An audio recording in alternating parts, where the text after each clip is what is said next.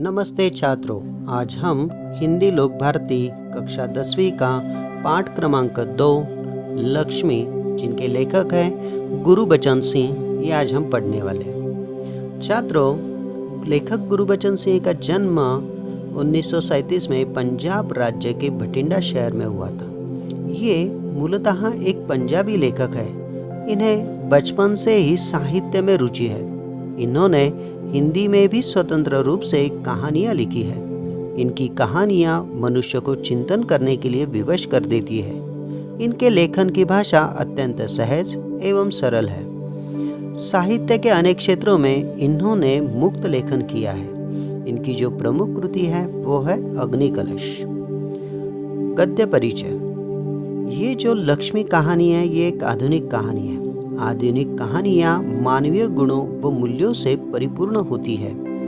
मानवीय मूल्यों का अद्भुत दर्शन लक्ष्मी इस कहानी से होता है। लक्ष्मी कहानी के माध्यम से लेखक ने प्राणियों के प्रति दया भाव रखना और उनसे प्रेम करना प्रत्येक मनुष्य का कर्तव्य होता है, यह दर्शाने की कोशिश की है। इस कहानी के माध्यम से लेखक वचनबद्धता, प्राणी मात्र पर दया आदि को अपने प्रकट रूप में दर्शाया है। तो चलो देखते हैं पाठ क्रमांक 2 लक्ष्मी, जिसके लेखक हैं गुरबचन सिंह। उस दिन लड़के ने तैश में आकर लक्ष्मी की पीठ पर 4 डंडे बरसा दिए थे। वह बड़ी भयभीत और घबराई थी। जो भी उसके पास जाता, सिर हिला उसे मारने की कोशिश करती या फिर उछलती कूदती गले की रस्सी तोड़कर खूंटे से आजाद होने का प्रयास करती। शब्दार्थ। तैश यानी गुस्सा, तैश में आना यानी आवेश में आना। डंडे बरसाना मतलब बेरहमी से पीटना। करामत अली इधर 2-4 दिनों से अस्वस्थ था, लेकिन जब उसने यह सुना कि रहमान ने गाय की पीठ पर डंडे बरसाए हैं तो उससे रहा नहीं गया।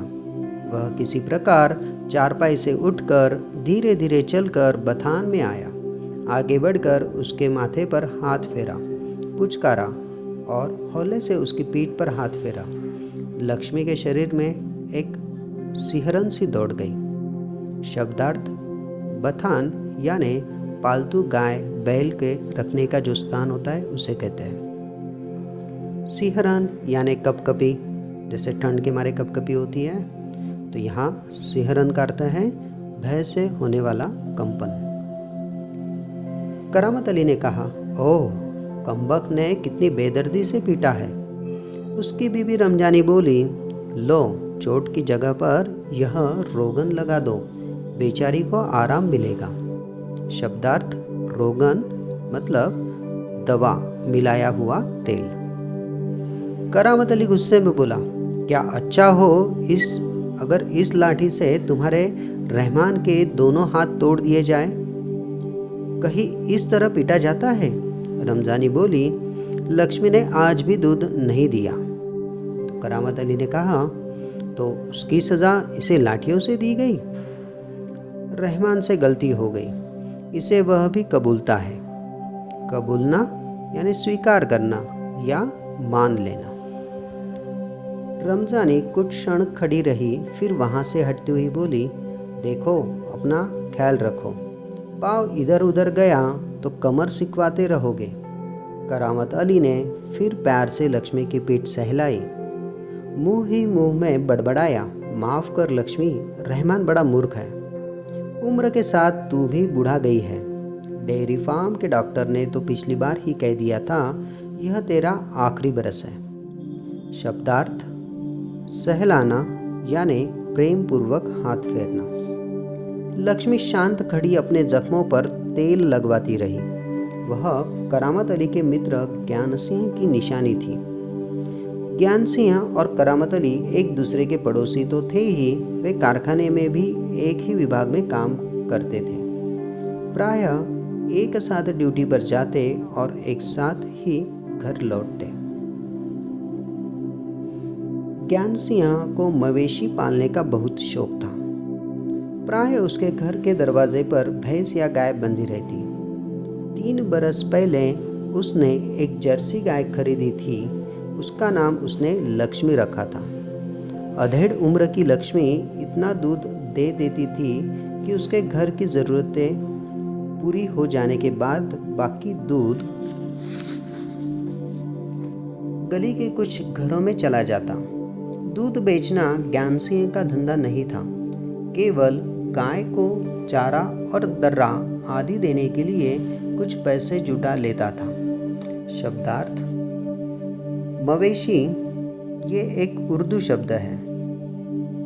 मवेशी का अर्थ होता है कृषि कार्य में उपयुक्त तथा दुधारू पशु। बरस अर्थात साल, गाय, धेनु, अधेड़ उम्र यानी आधी उम्र जिसकी बीत गई हो वो, जरूरत यानी आवश्यकता, धंधा यानी व्यवसाय। नौकरी से अवकाश के बाद ज्ञान सिंह को कंपनी का वह मकान खाली करना था। समस्या थी तो लक्ष्मी की। वह लक्ष्मी को किसी भी हालत में बेच नहीं सकता था। उसे अपने साथ ले जाना भी संभव नहीं था। जब अवकाश में 10-15 दिन ही रह गए तो करामत अली से कहा, मियाँ, अगर लक्ष्मी को तुम्हें सौंप दूं तो क्या तुम उसे स्वीकार करोगे? मियाँ करामत अली ने कहा था, नेकी और पूछ-पूछ, भला इससे बड़ी खुशनसीबी मेरे लिए और क्या हो सकती है? नेकी और पूछ-पूछ ये एक मुहावरा है। उसका अर्थ होता है अच्छा और भलाई का काम करने के लिए किसी से पूछना या विचार विमर्श करना उचित नहीं। करामत अली पिछले 1 वर्ष से उस गाय की सेवा करता चला आ रहा था। गाय की देखभाल में कोई कसर नहीं छोड़ रखी थी। करामत अली को लक्ष्मी की पीठ पर रोगन लगाने के बाद भी इत्मीनान नहीं हुआ। वह उसके सिर पर हाथ फेरता रहा। लक्ष्मी स्थिर खड़ी उसकी ओर जिज्ञासापूर्ण दृष्टि से देखती रही। करामत अली को लगा जैसे लक्ष्मी कहना चाहती हो, यदि मैं तुम्हारे काम की नहीं हूं तो मुझे आज़ाद कर दो, मैं यह घर छोड़कर कहीं चली जाऊंगी। करामत अली ड्यूटी पर जाने की तैयारी में था। तभी रमजानी बोली, रहमान के अब्बा, अगर लक्ष्मी दूध नहीं देगी तो हम इसका क्या करेंगे? क्या खूंटे से बांधकर हम इसे खिलाते पिलाते रहेंगे? करामत अली ने कहा, जानवर है, बंदा है तो इसे खिलाना पिलाना तो पड़ेगा ही। तो रमजानी ने कहा, जानते हो इस महंगाई के ज़माने में सिर्फ सादा चारा देने में ही 300-350 महीने का खर्चा है। सो तो है। कहते हुए करामत अली आगे कुछ नहीं बोला। घर से निकलकर कारखाने की तरफ हो लिया।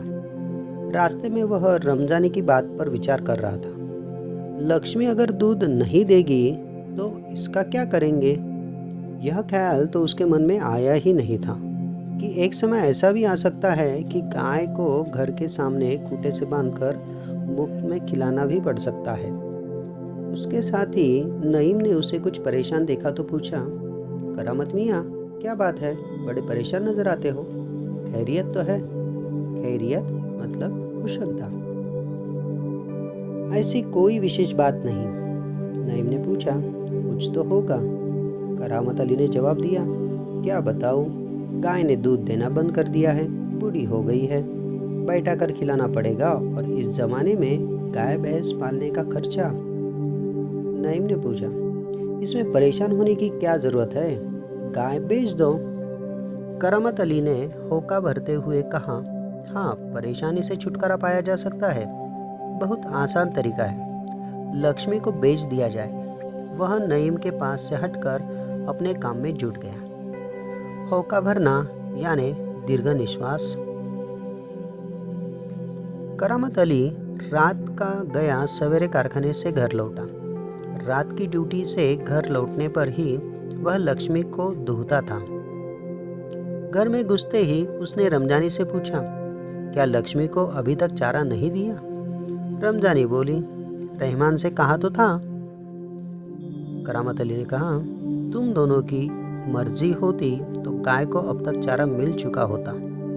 मर्जी यानी इच्छा। अगर वह दूध नहीं दे रही है तो क्या उसे भूखा रखोगे? कहते हुए करामत कटा हुआ पुआल, कली और दर्रा आदि ले जाकर लक्ष्मी के लिए सानी तैयार करने लगा। पुआल मतलब धान के सूखे डंठल जिनसे दाने निकाल दिए गए हो। खली मतलब तेल निकल जाने के बाद तिलहन का बचा हुआ हिस्सा। सानी मतलब चारा, खली आदि मिला हुआ पशुओं का खाना। लक्ष्मी उतावली सी तैयार हो रही सानी में मुंह मारने लगी। मुंह मारना यानी जल्दी जल्दी खाना खाना। गाय को सानी देकर करामत अली उसकी पीठ देखने लगा। रोगन ने अच्छा काम किया था, दाग कुछ हल्के पड़ गए थे। 10-15 दिनों से यो ही चल रहा था। एक दिन जब करामत अली ने पुआल लाने के लिए रमजानी से पैसे मांगे तो वह बोली, मैं कहाँ से पैसे दूं? पहले तो दूध की बिक्री के पैसे मेरे पास जमा रहते थे, उनमें से दे देती थी, अब कहाँ से दे दूं? लो, यह राशन के कुछ रुपए रखे थे। कहते हुए रमजानी ने संदूकची में से 20 का एक नोट निकालकर उसे थमाते हुए कहा, इससे लक्ष्मी का राशन ले आओ। करामत अली ने कहा, ठीक है, इससे लक्ष्मी के 2-4 दिन निकल जाएंगे। आखिर इस तरह कब तक चलेगा? रमजानी दुखी स्वर में बोली, तुम इसे खुला छोड़कर आजमा कर तो देखो। करामत अली ने कहा, कहते हो तो ऐसा करके देख लेंगे। दूसरे दिन रहमान सवेरे 8-9 बजे के करीब लक्ष्मी को इलाके से बाहर जहां नाला बहता है वहां झाड़ झंखाड़ है और कहीं धूप के कारण जमीन हरी नजर आती है, छोड़ आया ताकि वह घास इत्यादि खाकर अपना कुछ पेट भर ले। लेकिन माँ बेटे को यह देखकर आश्चर्य हुआ कि लक्ष्मी 1-1.5 घंटे के बाद ही घर के सामने खड़ी थी। उसके गले में रस्सी थी। एक व्यक्ति उसी रस्सी को हाथ में थामे कह रहा था, यह गाय क्या आप लोगों की है? शब्दार्थ, झाड़ झंकाड़ यानी कटीले पेड़ों के झाड़ियों का समूह। दूब यानी दुर्वा एक खास प्रकार की घास होती है। आश्चर्य यानी अचरज, माँ जिसे हम जननी भी कहते हैं। घर यानी सदन। रमजानी ने कहा, हाँ। व्यक्ति ने कहा, यह हमारी गाय का सब चारा खा गई है, इसे आप लोग बांध कर रखें, नहीं तो काजी हाउस में पहुंचा देंगे। काजी हाउस यानी सरकारी मवेशी खाना जिसमें लावारिस पशु बंद करके रखे जाते हैं। रमजानी चुप खड़ी आगंतुक की बातें सुनती रही। दोपहर बाद जब करामत अली ड्यूटी से लौटा और नहा धोकर कुछ नाश्ते के लिए बैठा तो रमजानी उससे बोली, मेरी मानो तो इसे बेच दो। करामत अली ने कहा, फिर बेचने की बात करती हो? कौन खरीदेगा इस बुढ़िया को? रमजानी ने कहा, रहमान कुछ कह तो रहा था, उसे कुछ लोग खरीद लेंगे। उसने किसी से कहा भी है, शाम को वह तुमसे मिलने भी आएगा। करामत अली सुनकर खामोश रह गया। उसे लग रहा था सब कुछ उसकी इच्छा के विरुद्ध जा रहा है, शायद जिस पर उसका कोई वश नहीं था। करामत अली यह अनुभव करते हुए लक्ष्मी की चिंता अब किसी को नहीं है, खामोश रहा। उठा और घर में जो सूखा चारा पड़ा था उसके सामने डाल दिया। लक्ष्मी ने चारे को सूंघा और फिर उसकी तरफ निराशापूर्ण आंखों से देखने लगी, जैसे कहना चाहती हो, मालिक यह क्या? आज क्या मेरे फांकने को यह सूखा चारा ही है? दर्रा खली कुछ नहीं? करामत अली उसके पास से उठकर मुंह हाथ धोने के लिए गली के नुक्कड़ पर नल की ओर चला गया। 7-8 बजे के करीब रहमान एक व्यक्ति को अपने साथ लाया। करामत अली उसे पहचानता था। इसके पहले कि उससे कुछ औपचारिकता बातें हो, करामत अली ने पूछा, क्या तुम गाय खरीदने आए हो? व्यक्ति ने जवाब दिया। उसने जवाब दिया और कहा, हाँ। करामत अली ने कहा, बूढ़ी गाय है, दूध उध नहीं देती। व्यक्ति ने कहा, तो क्या हुआ? करामत अली, तुम इसे लेकर क्या करोगे? व्यक्ति ने कहा, मैं कहीं और बेच दूंगा। यह तुम्हारा पुराना धंधा है, मैं जानता हूँ। मुझे तुम्हें गाय नहीं बेचनी। करामत मियाँ ने उसे कोरा जवाब दे दिया। कोरा जवाब देना यानी साफ मना कर देना। रमजानी करामत के चेहरे के भाव भांपती हुई बोली, क्या यह भी कोई तरीका है आने वाले को खड़े खड़े दुत्कार कर भगा देना?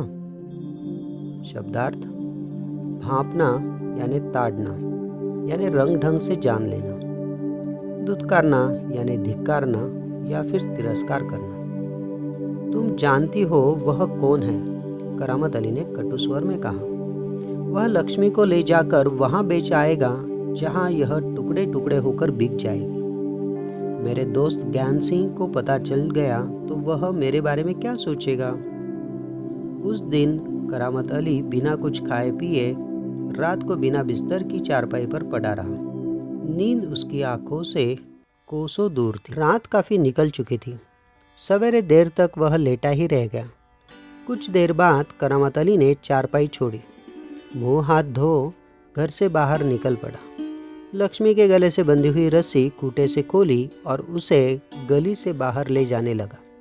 रमजानी जो दरवाजे पर खड़ी यह सब देख रही थी, बोली, इसे कहाँ ले चले? करामत अली ने कहा, जहाँ इसकी किस्मत में लिखा है। वह लक्ष्मी को सड़क पर ले आया। लक्ष्मी बिना किसी रुकावट या हुज्जत के उसके पीछे पीछे चली जा रही थी। वह उसकी रस्सी पकड़े सड़क पर आगे की ओर चलता चला गया। चलते चलते कुछ क्षण रुककर वह बोला, लक्ष्मी चल। अरे, गौशाला यहाँ से 2 किलोमीटर दूर है। तुझे गौशाला में भर्ती करा दूंगा। वहाँ इत्मीनान से रहना। वहाँ तू हमारे घर की तुलना में मज़े से रहेगी। भले ही मैं वहाँ न रहूं, पर जो लोग भी होंगे मेरे ख्याल में तुम्हारे लिए अच्छे ही होंगे। मैं कभी कभी तुम्हें देख आया करूँगा, तब तू मुझे पहचानेगी भी या नहीं खुदा जाने। कहते हुए करामत अली का गला भर आया। उसकी आंखों में आंसू उतर आए। शब्दार्थ: